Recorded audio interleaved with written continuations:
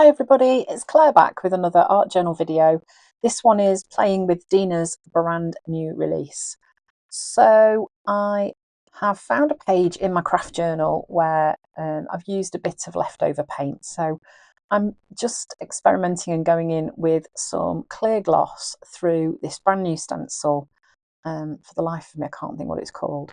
I did also use the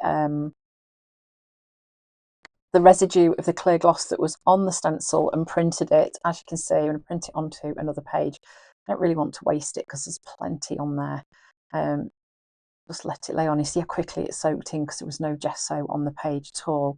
So giving it a quick dry. I don't expect at the resist, but because there was no gesso on the page, everything's going to soak in really quickly.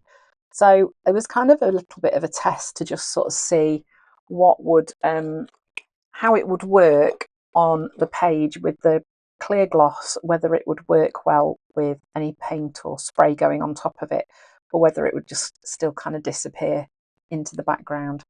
So that was a little bit of raspberry. Wasn't really spraying very well, as you can see, not behaving itself. So I rubbed it in. I was like, do you know what? We'll just rub it in. It's fine.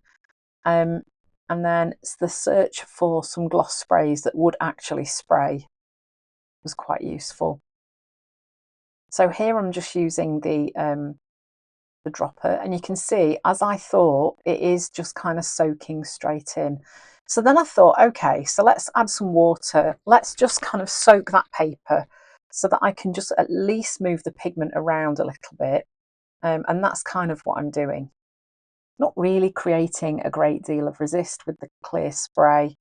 In fact, at the moment on this page, I was kind of thinking, okay, this is interesting. Not really sure what this background is. Now, I think it's really important to share videos like this with you where my journal pages start out a hot mess. And, you know, to coin one of Dina's phrases, sometimes that happens.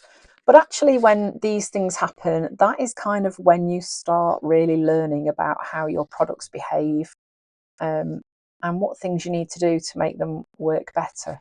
Now, the craft pages do get to a point where they are kind of saturated and soggy, and this very quickly reached that point, and I needed to kind of set it aside, leave it to dry for a little bit.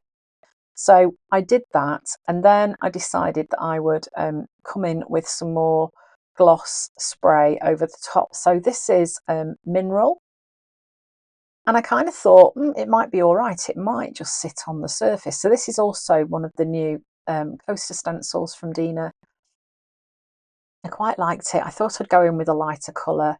Yep, this was working okay. And again, I've got some left over, so I can print using that onto another surface, like grab some old tags, other tags, sorry, and print, take a print or flip it over and print. So this is where I was like, oh, for goodness sake, do you know what? I'm just going to slap it everywhere and go with it. Sometimes you have to go with it. Going with it led me to wiping it off. So yeah, this was just one of those days where it just really wasn't kind of going to plan. So I thought, okay, let's go with the background and let's just spritz on. Then get it nice and dry, properly dry. So I did leave it alone for quite a while. And then I'm going in with acrylic paint. So I've set the gloss to one side. Note to self, and I think in the future, to anybody watching, if you're going to use any medium in your craft journal, definitely pop some clear gesso on first. It will make things sit much better on the surface of your page. But actually now I'm going in with paint and stencils. This is starting to come together. So I'm using similar colours. This is the old school alpha stencil, and just adding a bit more interest onto that background.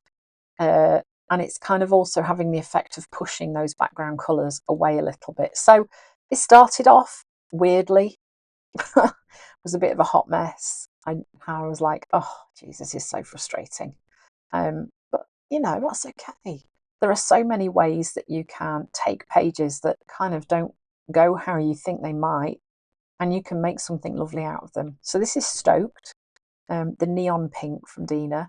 I don't know why I don't use this more, because it is such a gorgeous colour, and when you pop it with these other colours it really is zingy, and I really like that effect.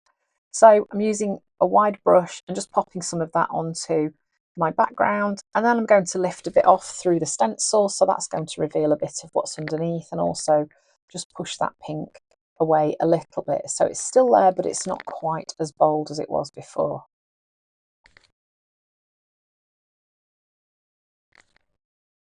So then, because I wanted a little bit of a contrast, I'm going to use the new Sunshine Gloss, and I'm just adding some splatters. This works really nicely with these colours, and it really brings this background alive.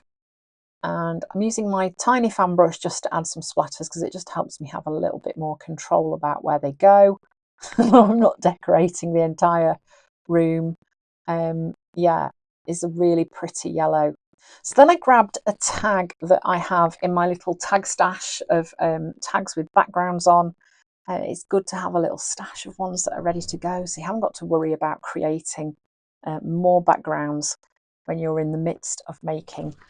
You can just sort of sift through and see which ones are going to work best. So this is one of the new Bear stamps, and you can see I've managed to get quite a good imprint. That's amazing for me. I don't normally manage it that well. So I've used black archival ink to stamp him on there. Then this is some of the pink low tack art tape that Dina's just released. Great for making washi. And I'm going to pop some of that along the bottom of my tag just to help kind of ground that image on my tag.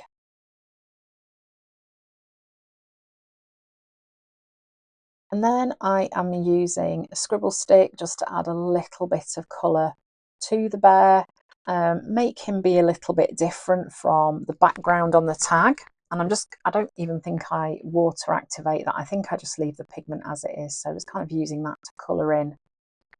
And then add a little bit of ribbon through the top.